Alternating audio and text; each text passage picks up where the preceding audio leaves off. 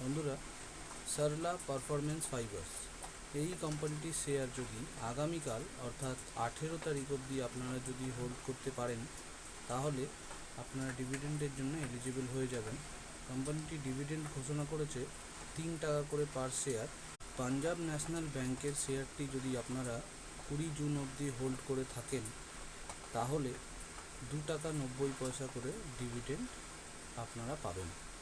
Real infrastructure এই কোম্পানিটির share যদি আপনারা আপনাদের পোর্টফোলিওতে রেখে থাকেন, তাহলে 19 জুন তারিখ অবধি যদি শেয়ারটি হোল্ড করেন, আপনারা প্রতি শেয়ার 3.5 টাকা করে ডিভিডেন্ডের জন্য এলিজিবল হয়ে যাবেন। অর্থাৎ আপনারা যদি শেয়ারটি হোল্ড করেন 19 জুন অবধি, তাহলে আপনারা 3.5 টাকা করে পার শেয়ার ডিভিডেন্ড পাবেন।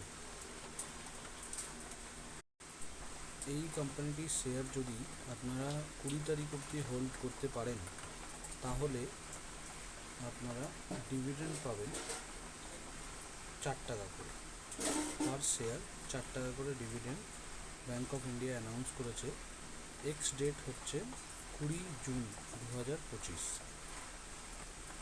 দেখতে পাচ্ছেন ফেস ভ্যালু রয়েছে 10 টাকা, বুক ভ্যালু 159.03 টাকা। আপনারা ডিভিডেন্ড পাবেন 4 টাকা। কোম্পানিটি ডিভিডেন্ড অ্যানাউন্স করেছে এক্স ডেট 20 তারিখ। 20 জুন অবধি আপনাদের হোল্ড করতে হবে, তাহলে আপনারা ডিভিডেন্ডের জন্য এলিজিবল হয়ে যাবেন। Thank you.